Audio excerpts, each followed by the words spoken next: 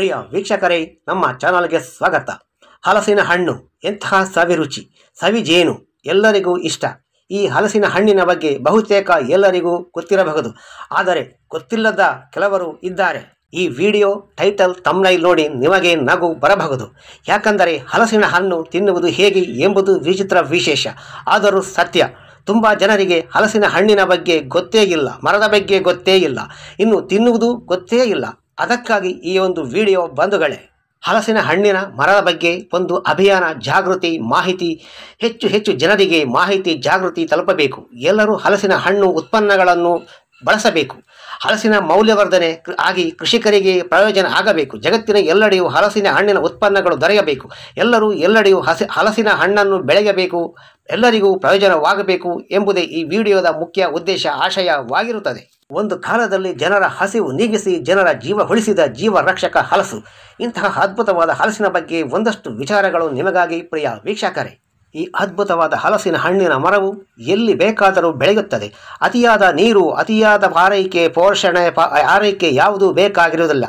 ಕೇವಲ ಒಂದು ಗಿಡವನ್ನು ನಟ್ಟು ಬೆಳೆಸಿದರೆ ಸಾಕು. ಸಾಧ್ಯವಾದರೆ ಸ್ವಲ್ಪ ಆರೈಕೆ ಮಾಡಿದ ಸಾಕು. ನಾಟಿ ತಳಿಯು ಅಥವಾ ಸಹಜವಾಗಿರುವಂಥ ನೈಸರ್ಗಿಕವಾಗಿ ಇರುವಂಥ ಹಲಸು ಎಲ್ಲಿ ಬೇಕಾದರೂ ಬೆಳೆಯುತ್ತದೆ. ಹಲಸು ಒಂದು ಬಹಳ ಉತ್ತಮ ಪೋಷಕಾಂಶಗಳ ಸಮೃದ್ಧವಾಗಿರುವಂಥ ಆರೋಗ್ಯದಾಯಕ, ಶಕ್ತಿದಾಯಕವಾದ, ಅನ್ನಕ್ಕೆ ಪರ್ಯಾಯವಾಗಿ ಹೊಟ್ಟೆ ತುಂಬಿಸುವಂತಹ ಒಂದು ಶಕ್ತಿದಾಯಕವಾದ ಆಹಾರ ವಸ್ತು ಉತ್ಪನ್ನವಾಗಿದೆ ಹಲಸು. ಇಂತಹ ಅದ್ಭುತವಾದ ಹಲಸಿನ ಹಣ್ಣಿನ ಮರವನ್ನು ಬೆಳೆಯುವುದಕ್ಕೆ ಉದ್ದೇಶಗಳು ಬಹಳ ಇರಬಹುದು, ಆದರೆ ನಾನು ಅದನ್ನು 4 ವಿಧವಾಗಿ ವಿಂಗಡಿಸಲು ಬಯಸುತ್ತೇನೆ. 1 ಆಹಾರಕ್ಕಾಗಿ, 2 ಆರ್ಥಿಕತೆಗಾಗಿ, 3 ಪರಿಸರದ ಸಂರಕ್ಷಣೆಗಾಗಿ ಮತ್ತು ಉದ್ಯೋಗಕ್ಕಾಗಿ ಹಲಸನ್ನು ಬೆಳೆಯುವುದನ್ನು ನಾವು ಕಾಣಬಹುದು. ನಮ್ಮ ಮನೆಯ ಹತ್ತಿರ ಅಥವಾ ನಮ್ಮ ಕೃಷಿ ಭೂಮಿಗಳಲ್ಲಿ ಒಂದಷ್ಟು ಹಲಸಿನ ಮರಗಳು ಇದ್ದಲ್ಲಿ ಅದು ಫಲವತ್ತಾದ, ಒಳ್ಳೆಯ, ಸಮೃದ್ಧವಾದ ಹಲಸಿನ ಹಣ್ಣಿನ ಉತ್ಪನ್ನಗಳನ್ನು ನೀಡಿ ನಮಗೆ ಆಹಾರವನ್ನು ಪೂರೈಸುತ್ತದೆ. ಅದರ ಬೀಜವೂ ಕೂಡ ಪ್ರಯೋಜನಕಾರಿ. ಅದರ ಹಣ್ಣನ್ನು ನಾವು ಸೇವನೆ ಮಾಡಬಹುದು. ಅದರಿಂದ ವಿವಿಧ ರೀತಿಯ ಬೇರೆ ರೀತಿಯ ಆಹಾರಗಳನ್ನು ತಯಾರಿಸಬಹುದು. ಕಷ್ಟ ಕಾಲದಲ್ಲಿ, ಬರಗಾಲದಲ್ಲಿ ಅನ್ನದ ಪರ್ಯಾಯವಾಗಿ ನಾವು ಅದನ್ನು ಬಳಸಬಹುದು. ಇದರಿಂದ ನಮಗೆ ಉತ್ತಮವಾದ ಆಹಾರ, ಪೌಷ್ಟಿಕಯುತವಾದ ಆಹಾರವು ಕೂಡ ನಮಗೆ ದೊರೆಯುತ್ತದೆ. ಇದನ್ನು ಇನ್ನು ಪ್ರಾಣಿ ಪಕ್ಷಿಗಳಿಗೆ ಕೂಡ ಇಷ್ಟ. ಕಾಡುಗಳಲ್ಲಿ, ಅರಣ್ಯಗಳಲ್ಲಿ ಬೆಳೆಸುವುದರಿಂದ ಆನೆಗಳು ಮುಂತಾದ ಬಹಳಷ್ಟು ಪ್ರಾಣಿಗಳಿಗೆ ಆಹಾರವು ದೊರೆಯುತ್ತದೆ ಮತ್ತು ಕಾಡಿನಿಂದ ನಾಡಿಗೆ ಬರುವುದು ಕೂಡ ತಪ್ಪಿಸಬಹುದು. ಹಲಸನ್ನು ಒಂದು ಕೃಷಿಯಾಗಿ ಅಥವಾ ಒಂದು ವೃತ್ತಿಯಾಗಿ ಅಥವಾ ಒಂದು ವ್ಯಾವಹಾರಿಕ ದೃಷ್ಟಿಯಿಂದ, ಆರ್ಥಿಕ ದೃಷ್ಟಿಯಿಂದ ಕೂಡ ನಾವು ಬೆಳೆಯುವುದನ್ನು ಕಾಣಬಹುದು. ಒಂದು ಆರ್ಥಿಕ ದೃಷ್ಟಿಯಿಂದ ಬೆಳೆಯುವುದಾದರೆ, ಒಂದು ಮರವನ್ನು ನೆಟ್ಟು ಬೆಳೆಸಿ ಸುಮಾರು ವರ್ಷಗಳು ಕಳೆದ ಮೇಲೆ ಅದರ ಮರ ಮುಟ್ಟುಗಳಿಗೆ ಚಿನ್ನದಂಥ ಬೆಲೆ ಇದೆ. ಬಹಳ ವರ್ಷಗಳ ನಂತರ ಅದಕ್ಕೆ ಒಳ್ಳೆಯ ಬೆಲೆಯು ದೊರೆಯುತ್ತದೆ. ಹಲಸಿನ ಹಣ್ಣು ಕಾಯಿಗಳನ್ನು ಮಾರಾಟ ಮಾಡಬಹುದು. ಇದರಿಂದ ಕೂಡ ಒಂದು ಒಳ್ಳೆಯ ಆದಾಯವನ್ನು ನಾವು ನಿರೀಕ್ಷೆ ಮಾಡಬಹುದು. ಆದರೆ ಮಾರುಕಟ್ಟೆಗೆ ಸೌಲಭ್ಯ ಕೂಡ ಬಹಳ ಮುಖ್ಯವಾಗಿರುತ್ತದೆ. ಸಾಮಾನ್ಯವಾಗಿ ಒಂದು ಮರವನ್ನು ನಾವು ಎಲ್ಲರೂ ಕೂಡ ನೆಡಲೇಬೇಕು. 1 ಅಥವಾ 2, 3 ಮರಗಳನ್ನು ನಮ್ಮ ಕೃಷಿ ಭೂಮಿಗಳಲ್ಲಿ ನೆಟ್ಟು ಬೆಳೆಸಿದರೆ ಅದು ನಿರಂತರವಾಗಿ ನಮಗೆ ಅದರಿಂದ ಹಲಸಿನ ಹಣ್ಣು ಬೀಜಗಳನ್ನು ಕೊಡುತ್ತದೆ. ಹಲಸಿನ ಹಣ್ಣಿನ ಮರಗಳನ್ನು ಬೆಳೆಸುವುದರಿಂದ ಉತ್ಪನ್ನಗಳನ್ನು ಉತ್ಪಾದನೆ ಮಾಡಿ ಅದನ್ನು ಮಾರಾಟ ಮಾಡುವುದರಿಂದ ಉದ್ಯೋಗ ಸೃಷ್ಟಿಯಾಗಬಹುದು. ಸಾಗಾಟ ಮಾಡುವುದು, ಅದನ್ನು ಬೇರೆ ಮೌಲ್ಯವರ್ಧಿತ ಉತ್ಪನ್ನಗಳಾಗಿ, ಬೇರೆ ರೀತಿಯ ಉತ್ಪನ್ನಗಳಾಗಿ ಪರಿವರ್ತನೆ ಮಾಡುವಂತಹ ದೊಡ್ಡ ಸಂಸ್ಥೆಗಳು ಹುಟ್ಟಿಕೊಂಡಿರಬಹುದು. ಅಥವಾ ಸಣ್ಣ ಸಂಸ್ಥೆಗಳು ಕೂಡ ಹುಟ್ಟಿಕೊಂಡು ಅದನ್ನು ಮಾರಾಟದಲ್ಲಿ ತೊಡಗಿ ಉದ್ಯೋಗ ಮತ್ತು ಆರ್ಥಿಕತೆಯನ್ನು ಸೃಷ್ಟಿ ಮಾಡುವಲ್ಲಿ ಕೂಡ ಮಹತ್ವದ ಪಾತ್ರವನ್ನು ವಹಿಸುತ್ತದೆ ಹಲಸಿನ ಒಂದು ಕೃಷಿ ಮತ್ತು ಹಲಸಿನ ಮರಗಳು ಎಂದರೆ ತಪ್ಪಾಗಲಿಕ್ಕಿಲ್ಲ. ಪರಿಸರ ಸಂರಕ್ಷಣೆಯ ದೃಷ್ಟಿಯಿಂದಲೂ ಹಲಸಿನ ಮರಗಳು, ಹಲಸಿನ ಹಣ್ಣುಗಳು, ಉತ್ಪನ್ನಗಳು ಬಹಳ ಮಹತ್ವವನ್ನು ಪಡೆದುಕೊಂಡಿದೆ. ಪ್ರಾಣಿ ಪಕ್ಷಿಗಳಿಗೆ ಆಹಾರ, ಜನಗಳಿಗೆ ಆಹಾರ, ಒಳ್ಳೆಯ ಮರಮುಟ್ಟುಗಳು, ಜೀವನಕ್ಕೆ ಬೇಕಾದಂತಹ ಒಂದು ಉತ್ತಮವಾದ ಉತ್ಪನ್ನಗಳ ದೊರೆಯುವಿಕೆ ಮತ್ತು ಇದರಿಂದ ಮರಗಳು, ಸಸಿಗಳು, ಗಿಡಗಳು ಹೆಚ್ಚಿನ ಪ್ರಮಾಣಗಳಲ್ಲಿ ಬೆಳೆಯುವುದರಿಂದ ಜಾಗತಿಕ ತಾಪಮಾನ ಕಡಿಮೆ ಮಾಡಬಹುದು. ಭೂಮಿ ತಾಯಿಯನ್ನು ತಂಪಾಗಿರಿಸುವಲ್ಲಿ ಕೂಡ ಹಲಸಿನ ಪಾತ್ರವನ್ನು ನಾವು ಕಾಣಬಹುದು. ಈ ಎಲ್ಲ ದೃಷ್ಟಿಯಿಂದಲೂ ಕೂಡ ಎಲ್ಲರೂ ಕೂಡ ಹಲಸಿನ ಕೃಷಿಯ ಬಗ್ಗೆ, ಹಲಸಿನ ಮರಗಳ ಬಗ್ಗೆ ಪ್ರೀತಿಯನ್ನು ಹೊಂದುವುದು, ಪರಿಸರ ಸಂರಕ್ಷಣಾ ದೃಷ್ಟಿಯಿಂದಲೂ ಕೂಡ ಪ್ರತಿಯೊಬ್ಬರೂ ಕೂಡ ಹಲಸಿನ ಮರಗಳ ಜೊತೆಗೆ ಇತರ ಮರಗಳನ್ನು ಬೆಳೆಸುವುದು ಕೂಡ ರೂಢಿಸಿಕೊಳ್ಳುವಂಥದ್ದು ಬಹಳ ಮುಖ್ಯವಾಗಿದೆ. ನಾವುಗಳು ನಮ್ಮ ಪರಿಸರದಲ್ಲಿ ಅಥವಾ ಸುತ್ತಮುತ್ತ 1-2 ಮರಗಳನ್ನು, ಹಲಸಿನ ಮರಗಳನ್ನು ಮಾತ್ರ ನಟ್ಟು ಬೆಳೆಸಿದರೆ ಸಾಕು. ಅದರಲ್ಲಿ ಆಗುವಂಥ ಹಣ್ಣುಗಳನ್ನು ತಿನ್ನಲು ಪ್ರಾಣಿ ಪಕ್ಷಿಗಳು ಬಂದು ಹಣ್ಣನ್ನು ತಿಂದು ದೂರದ ಪ್ರದೇಶಗಳಿಗೆ ಹೋಗಿ ಪ್ರಾಣಿ ಪಕ್ಷಿಗಳು ತಮ್ಮ ಮಲ ವಿಸರ್ಜನೆಯ ಮೂಲಕ ಹಲಸಿನ ಬೀಜಗಳನ್ನು ಭೂಮಿಯಲ್ಲಿ ವಿಸರ್ಜಿಸಿ ಅದೊಂದು ಪ್ರಾಕೃತಿಕವಾಗಿ ನೈಸರ್ಗಿಕವಾಗಿ ಹಲವಾರು ಹಲಸಿನ ಸಸಿಗಳು ಹುಟ್ಟಿ ಒಂದೊಂದು ಸಸಿಗೂ ಬೆಳೆದು ದೊಡ್ಡ ಮರಗಳಾಗಿ ಬೆಳೆದು ಪರಿಸರವೂ ಕೂಡ ಒಂದು ನಿರ್ಮಾಣವಾಗುತ್ತದೆ. ನೀವು ಇಲ್ಲಿ ನೋಡುತ್ತಿರುವಂತಹ ಎಲ್ಲ ಹಲಸಿನ ಮರಗಳು ನಮ್ಮ ಕೃಷಿ ಭೂಮಿಯಲ್ಲಿ ನಾವೇ ಬೆಳೆದಂತಹ ಮರಗಳು. ನಮ್ಮಲ್ಲಿ ಒಂದಷ್ಟು ಹಲಸಿನ ಮರಗಳು ಇರುತ್ತವೆ, ಆದರೆ ಆ ಎಲ್ಲ ಮರಗಳಲ್ಲಿಯೂ ನಾವು ಕಾಳು ಮೆಣಸಿನ ಬಳ್ಳಿಯನ್ನು ಹಬ್ಬಿಸಿ ಇರುವುದರಿಂದ ನಿಮಗೆ ಹೆಚ್ಚಿನದಾಗಿ ಕಾಳು ಮೆಣಸಿನ ಬಳ್ಳಿಯೇ ನಿಮಗೆ ಕಾಣುತ್ತಿರಬಹುದು. ಅದು ಎಲ್ಲವೂ ಕೂಡ ಹಲಸಿನ ಮರಗಳು. ಅದರಲ್ಲಿ ಒಂದಷ್ಟು ಮರಗಳು ಬಹಳ ಒಂದು ರುಚಿಕರವಾದ ಹಲಸಿನ ಹಣ್ಣುಗಳನ್ನು ಕೊಡುತ್ತದೆ. ಕೆಲವು ದೊಡ್ಡ ಗಾತ್ರದ ಹಣ್ಣುಗಳು, ಕೆಲವು ಸಣ್ಣ ಗಾತ್ರದ ಹಣ್ಣುಗಳು, ಇನ್ನು ಕೆಲವು ಬಕ್ಕೆ ಮತ್ತು ತುಳುವ ಮತ್ತು ಬೀಳುವ ಈ ರೀತಿಯ ಬಹಳಷ್ಟು ಹಲಸಿನ ಹಣ್ಣುಗಳು ನಮ್ಮ ಈ ಮರಗಳಲ್ಲಿ ಆಗುತ್ತದೆ. ಇವೆಲ್ಲವೂ ಕೂಡ ತುಂಬ ಸಮೃದ್ಧ, ತುಂಬ ರುಚಿಕರವಾದ, ತುಂಬ ಒಳ್ಳೆ ಒಂದು ಟೇಸ್ಟಿ ಇರುವಂತಹ ಒಂದು ಉತ್ಪನ್ನವಾಗಿದೆ. ಆದರೆ ಒಂದಷ್ಟನ್ನು ನಾವು ಮಾರಾಟ ಮಾಡುತ್ತೇವೆ, ಒಂದಷ್ಟು ಹಣ್ಣುಗಳು ಕಾಯಿಗಳು ನಾವು ಬಳಸುತ್ತೇವೆ ಮತ್ತು ಒಂದಷ್ಟು ಹಣ್ಣುಗಳನ್ನು ಪ್ರಾಣಿಗಳು ಕೂಡ ತಿನ್ನುತ್ತವೆ. ಆದ್ದರಿಂದ ಎಲ್ಲವನ್ನೂ ಕೂಡ ಮಾರಾಟ ಮಾಡಲು ಕೂಡ ಸ್ವಲ್ಪ ಕಷ್ಟಕರವಾದಂತಹ ವಾತಾವರಣ ಸದ್ಯದ ಪರಿಸ್ಥಿತಿಯಲ್ಲಿ ನಾವು ಇದ್ದೇವೆ. ಮತ್ತು ಈ ಹಲಸಿನ ಮರಗಳು ನಮಗೆ ನೆರಳನ್ನು ಕೊಟ್ಟು ನಮಗೆ ಬೇಸಿಗೆ ಕಾಲದಲ್ಲಿ ನಮ್ಮನಿಗೂ ಕೂಡ ಸ್ವಲ್ಪ ಸೆಕೆಯನ್ನು ಕಡಿಮೆ ಮಾಡುವಲ್ಲಿ ಕೂಡ ದೊಡ್ಡ ಪಾತ್ರವನ್ನು ವಹಿಸಿದೆ. ಒಂದು ಹಲಸಿನ ಗಿಡವನ್ನು ನಟ್ಟು ಸುಮಾರು 10-25 ವರ್ಷಗಳು ಕಳೆದ ಮೇಲೆ ಅದು ದಪ್ಪವಾಗಿ ಬೃಹದಾಕಾರವಾಗಿ ಬೆಳೆಯುತ್ತದೆ.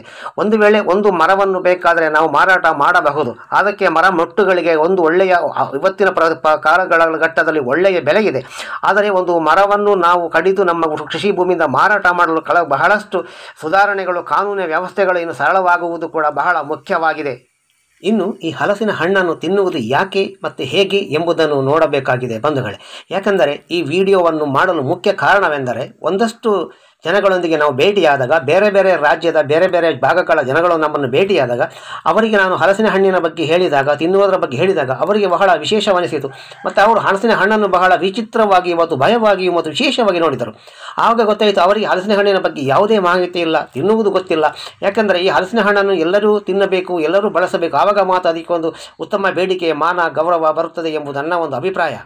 ಹಲಸಿನ ಹಣ್ಣುಗಳನ್ನು ಅಥವಾ ಹಲಸಿನ ಹಣ್ಣು ಅಥವಾ ಕಾಯಿಯನ್ನು ಮರಗಳಿಂದ ತೆಗೆದುಕೊಂಡು ಬಂದು ಅದನ್ನು ಚೆನ್ನಾಗಿ ಸ್ವಚ್ಛಗೊಳಿಸಿ ಅದನ್ನು ಈ ರೀತಿಯಾಗಿ ಕತ್ತಿಯಿಂದ ತುಂಡರಿಸಬೇಕು. ಅದು ದೊಡ್ಡ ಹಲಸಿನ ಹಣ್ಣಿರಬಹುದು ಅಥವಾ ಸಣ್ಣ ಹಲಸಿನ ಹಣ್ಣಿರಬಹುದು. ಒಂದೊಂದಕ್ಕೂ ಸ್ವಲ್ಪ ದೊಡ್ಡದಾದ ಸ್ವಲ್ಪ ಶ್ರಮವು ಜಾಸ್ತಿ ಹಿಡಿತದೆ. ಆದರೆ ಅದನ್ನು ಮಧ್ಯದಲ್ಲಿ 2 ಭಾಗವಾಗಿ ಅಥವಾ 4 ಭಾಗವಾಗಿ ಕತ್ತರಿಸಬೇಕಾಗುತ್ತದೆ. ಕತ್ತರಿಸುವಾಗ ಜಾಗರೂಕರಾಗಿ ನಿಧಾನವಾಗಿ ಕತ್ತರಿಸಬೇಕಾಗುತ್ತದೆ. ಈ ರೀತಿ ಕತ್ತರಿಸಿದ ನಂತರ ಅದರಲ್ಲಿರ್ತಕ್ಕಂಥ ಮಧ್ಯಭಾಗದಲ್ಲಿ ಗಟ್ಟಿಯಾದ ಒಂದು ಭಾಗ ಇರ್ತದೆ. ಆ ಗಟ್ಟಿಯಾದ ಭಾಗವನ್ನು ಕೂಡ ನಾವು ತೆಗೆದುಹಾಕಬೇಕಾಗ್ತದೆ. ನಂತರ ಅದರಲ್ಲಿರ್ತಕ್ಕಂಥ ಒಂದು ಮೇಣದ ಅಂಶ ಇರ್ತದೆ. ಆ ಮೇಣದ ಅಂಶವನ್ನು ಕೂಡ ಬಟ್ಟೆಯಿಂದ ಸ್ವಚ್ಛಗೊಳಿಸಿ ನಂತರ ಅದರಲ್ಲಿ ಇರುವಂತಹ ಒಂದೊಂದು ತೊಳೆಗಳನ್ನು ಕೂಡ ಬೇರ್ಪಡಿಸಬೇಕಾಗುತ್ತದೆ. ಮೇಣವನ್ನು ತೆಗೆಯಲು ಅಥವಾ ಸ್ವಚ್ಛಗೊಳಿಸಲು ನಾವು ಸ್ವಲ್ಪ ಎಣ್ಣೆಯನ್ನು ಬಳಸಬೇಕಾಗಬಹುದು. ಅದು ತೆಂಗಿನ ಎಣ್ಣೆ ಆಗಿರ್ಬೋದು ಅಥವಾ ಯಾವುದೇ ಆದ ಖಾದ್ಯಕ್ಕೆ ಬಳಸುವ ಎಣ್ಣೆ ಕೂಡ ಆಗಿರಬಹುದು. ಮೇಣವನ್ನು ತೆಗೆದ ನಂತರ ಈ ರೀತಿಯಾಗಿ ನಾವು ತಮ್ಮ ಕೈಗಳಿಂದ ನಿಧಾನವಾಗಿ ಸುಲಭವಾಗಿ ತೊಳೆಗಳನ್ನು ಬಿಡಿಸಬಹುದು. ಸೇವನೆ ಮಾಡಲಿಕ್ಕೆ, ತಿನ್ನಲಿಕ್ಕೆ ಹಸಿ ಹಣ್ಣಾದಂತಹ ಹಲಸಿನ ಹಣ್ಣುಗಳನ್ನು ಮಾತ್ರ ಬಳಸಬೇಕಾಗುತ್ತದೆ. ಮತ್ತು ಕಾಯಿ ಮತ್ತು ಈ ಬಲಿತವುಗಳನ್ನು ಮತ್ತು ಬೇರೆ ಬೇರೆ ಕಾರ್ಯಗಳಿಗೆ ನಾವು ಬಳಸಬಹುದು. ಬೇಯಿಸಲಿಕ್ಕೆ ಮತ್ತು ಪದಾರ್ಥ ಮಾಡಲಿಕ್ಕೆ, ಸಾರು ಮಾಡಲಿಕ್ಕೆಲ್ಲ ಬಳಸಬಹುದು. ಈ ಹಣ್ಣನ್ನು ನೇರವಾಗಿ ತಿನ್ನಬಹುದಾಗಿರುತ್ತದೆ. ನೋಡಿ, ಈ ರೀತಿಯಾಗಿ ನಾವು ಹಲಸಿನ ಹಣ್ಣಿನಿಂದ ತೊಳೆಯನ್ನು ಬೇರ್ಪಡಿಸಬೇಕಾಗುತ್ತದೆ. ಆ ತೊಳೆಯ ಪಕ್ಕದಲ್ಲಿಯೂ ಕೂಡ ಕೆಲವೊಂದು ಸಣ್ಣ ಸಣ್ಣ ಅಂಶಗಳಿರ್ತದೆ. ಒಂದು ರೀತಿಯ ಇದು ಕೂಡ ಇರ್ತದೆ, ನೂಲಿನ ಅಂಶ ಆಕಾರದಲ್ಲಿರುವಂಥ ಒಂದು ಅದರ ಪಕ್ಕದಲ್ಲಿ ಅದನ್ನು ಕೂಡ ತೆಗಿಬೇಕಾಗ್ತದೆ. ತೊಳೆಯನ್ನು ಸ್ವಚ್ಛಗೊಳಿಸಿ ನಂತರ ಅದರಲ್ಲಿರ್ತಕ್ಕಂಥ ತೊಳೆ ಒಳಗಡೆ ಇರ್ತಕ್ಕಂಥ ಹಲಸಿನ ಬೀಜವನ್ನು ತೆಗೆದ ನಂತರ ಹಲಸಿನ ಹಣ್ಣನ್ನು ನಾವು ಸೇವನೆ ಮಾಡಬಹುದು, ಸೇವಿಸಬಹುದು. ಇದು ನಾವು ಮಾಡುವಂತಹ ಒಂದು ಸರಳವಾದ ಒಂದು ವಿಧಾನ. ಇನ್ನು ಹಲಸಿನ ಹಣ್ಣನ್ನು ಮತ್ತು ಕಾಯಿಗಳನ್ನು ಬೇರೆ ಬೇರೆ ರೀತಿಯಲ್ಲಿ ಕತ್ತರಿಸುವ, ತುಂಡರಿಸುವ ಮತ್ತು ಬೇರ್ಪಡಿಸುವ ವಿಧಾನಗಳಿರ್ತದೆ. ಇತ್ತೀಚೆಗೆ ಯಂತ್ರಗಳು ಕೂಡ ಬಂದಿರುವಂಥದ್ದು ಸಂತಸಕರದ ವಿಚಾರವಾಗಿರುತ್ತದೆ. ನೋಡಿ, ಇತ್ತೀಚೆಗೆ ನಮ್ಮ ದಕ್ಷಿಣ ಕನ್ನಡ ಜಿಲ್ಲೆಯ ಪುತ್ತೂರು ತಾಲೂಕಿನಲ್ಲಿ ಹಲಸು ಮೇಳ ಕಾರ್ಯಕ್ರಮವು ಜರುಗಿತು. ಈ ಕಾರ್ಯಕ್ರಮವು ಬಹಳ ಒಂದು ಒಳ್ಳೆಯ ಕಾರ್ಯಕ್ರಮವಾಗಿದ್ದು, ಹಲಸಿಗೆ ಒಂದು ಪ್ರೀತಿ ಮತ್ತು ಗೌರವ, ಪ್ರಚಾರ ಮತ್ತು ಹಲಸಿನ ಉತ್ಪನ್ನಗಳ ತಯಾರಿಕೆ ಮತ್ತು ತಯಾರಿಸುವ ಸಂಸ್ಥೆಗಳು ಮತ್ತು ಜನಗಳ ಒಂದು ಭೇಟಿ, ಕೃಷಿಕರು ಮತ್ತು ಜನಗಳಿಗೆ ಮಾರಾಟ ಮಾಡಲು, ಒಳ್ಳೆಯ ಹಣ್ಣುಗಳನ್ನು ಖರೀದಿ ಮಾಡಲು, ತಿಳಿದುಕೊಳ್ಳಲು ಒಂದು ಬಹಳ ಅದ್ಭುತವಾದ ಅವಕಾಶವಾಗಿರುತ್ತದೆ. ಇಂತಹ ಕಾರ್ಯಕ್ರಮಗಳು ಹೆಚ್ಚು ಹೆಚ್ಚು ಜರುಗಬೇಕು. ಇದರಿಂದ ಹಲಸಿಗೆ ಒಂದು ಒಳ್ಳೆಯ ಮಾರುಕಟ್ಟೆಯು ಮತ್ತು ಬೆಲೆಯು, ಮೌಲ್ಯವು ಖಂಡಿತವಾಗಿಯೂ ಲಭ್ಯವಾಗುತ್ತದೆ. ಆದರೆ ಇಲ್ಲಿ ಒಂದು ಮುಖ್ಯವಾದ ವಿಷಯವೆಂದರೆ ಪ್ರತಿ ವರ್ಷವೂ ಕೂಡ ಹಲಸಿನ ಹಣ್ಣುಗಳು ಕಾಯಿಗಳು ಮರದಿಂದ ಬಿಂದು ಬಹಳಷ್ಟು ನಾಶವಾಗಿ ವ್ಯರ್ಥವಾಗಿ ಹೋಗುತ್ತದೆ. ಕೃಷಿ ಭೂಮಿಗಳಲ್ಲಿ ರೈತರಿಗೆ ಕೂಡ ಇದರಿಂದ ನಷ್ಟ ದುಃಖ ಬೇಸರವೂ ಕೂಡ ಆಗುತ್ತದೆ. ಕಾರಣವೇನೆಂದರೆ ಈ ಹಲಸಿನ ಹಣ್ಣಿನ ಮತ್ತು ಉತ್ಪನ್ನಗಳಿಗೆ ಸರಿಯಾದ ಒಂದು ಮಾರುಕಟ್ಟೆ ವ್ಯವಸ್ಥೆಗಳು, ಕೊಳ್ಳುವವರು, ಅದಕ್ಕೆ ಒಂದು ಒಳ್ಳೆಯ ಬೇಡಿಕೆಯು ನಮಗೆ ದೊರೆತಾಗ ಇಂತಹ ಸಮಸ್ಯೆಗಳು ಖಂಡಿತವಾಗಿ ಬರುವುದಿಲ್ಲ. ಮುಂದಿನ ದಿನಗಳಲ್ಲಿ ಆದರೂ ಕೂಡ ಇದಕ್ಕೆ ಒಂದು ಒಳ್ಳೆಯ ಮಾರುಕಟ್ಟೆ ವ್ಯವಸ್ಥೆ ಬರಲಿ ಮತ್ತು ಎಲ್ಲರಿಗೂ ಇದರಿಂದ ಯಾವುದೇ ರೀತಿಯ ನಷ್ಟಗಳು ಆಗದಿರಲಿ ಮತ್ತು ಎಲ್ಲ ಕೃಷಿಕರು ಉತ್ತಮವಾಗಿ ಹಲಸನ್ನು ಬೆಳೆದು ಮನಸ್ಸು ಮಾಡಿ ಹಸಿವನ್ನು ನೀಗಿಸಿ ಜಗತ್ತಿಗೆ ಒಂದು ಒಳ್ಳೆಯ ಆಹಾರ ಉತ್ಪನ್ನ ಪದ್ಧತಿಯು ದೊರೆಯಲಿ ಎನ್ನುವಂಥದ್ದು ಕೂಡ ನನ್ನ ಮುಖ್ಯ ಒಂದು ಗುರಿ ಉದ್ದೇಶವಾಗಿರುತ್ತದೆ. ಈ ಹಲಸಿಗಾಗಿ ಇಲಾಖೆಯಲ್ಲಿ ಒಂದು ವಿಭಾಗವಿರಲಿ ಅಥವಾ ಸಾಧ್ಯವಾದರೆ ಒಂದು ಹಲಸು ಮಂಡಳಿ ಮಾಡುವುದು ಕೂಡ ಸೂಕ್ತವಾಗಿರುತ್ತದೆ. ಏಕೆಂದರೆ ಜನಗಳಿಗೆ ಮತ್ತು ಮಾರಾಟಗಾರರಿಗೆ ಸರ್ಕಾರದ ಕಡೆಯಿಂದ ಒಂದು ಸಹಕಾರ ಇದ್ದರೂ ಬಹಳ ಒಳ್ಳೆಯದಾಗುತ್ತದೆ. ಹಾಗೂ ಇಂತಹ ಅದ್ಭುತ ಕಾರ್ಯಗಳಿಗೆ ಶ್ರಮಿಸಿದಂತಹ ಎಲ್ಲರಿಗೂ ಕೃಷಿ ಮೇಳ, ಹಲಸು ಮೇಳ ಮತ್ತು ಇತರ ಕಾರ್ಯಕ್ರಮಗಳನ್ನು ಆಯೋಜಿಸುವ ಎಲ್ಲರಿಗೂ, ಹಲಸು ಬೆಳೆಗಳನ್ನು ಉತ್ಪನ್ನಗಳನ್ನು ಮೌಲ್ಯವರ್ಧಿತ ಉತ್ಪನ್ನಗಳನ್ನು ತಯಾರಿಸುವಂಥವರು, ಮಾರಾಟ ಮಾಡುವರು, ತಯಾರಕರು ಎಲ್ಲರಿಗೂ ಕೂಡ ನಾನು ಹೃತ್ಪೂರ್ವಕವಾದ ಒಂದು ಧನ್ಯವಾದಗಳನ್ನು ಹೇಳಲಿಕ್ಕೆ ಬಯಸುತ್ತೇನೆ. ಎಲ್ಲರೂ ಹಲಸನ್ನು ಬೆಳೆಸಿರಿ, ಹಲಸನ್ನು ಬಳಸಿರಿ, ಹಲಸಿನ ಕೃಷಿಯನ್ನು ಉಳಿಸಿರಿ, ಪರಿಸರವನ್ನು ಉಳಿಸಿರಿ. ಹಾಗೆಯೇ ನಮ್ಮ ಈ ಚಾನಲನ್ನು ಸಬ್ಸ್ಕ್ರೈಬ್ ಮಾಡಿ, ಲೈಕ್ ಮಾಡಿ, ಶೇರ್ ಮಾಡಿರಿ. ಮುಂದಿನ ವಿಡಿಯೋದಲ್ಲಿ ಭೇಟಿಯಾಗೋಣ. ಧನ್ಯವಾದಗಳು.